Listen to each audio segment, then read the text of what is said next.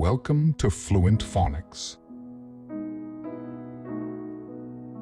Today we will focus on mastering the pronunciation of the word maladjustment. Maladjustment. Maladjustment.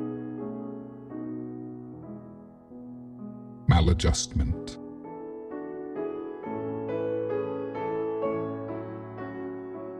Here's an example of how one might use it in a sentence. His constant anger and emotional outbursts were clear signs of maladjustment.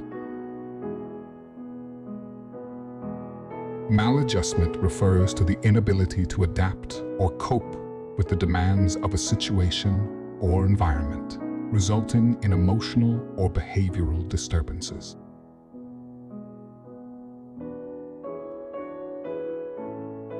Thank you for your time. If you enjoyed this, please like and subscribe for further content.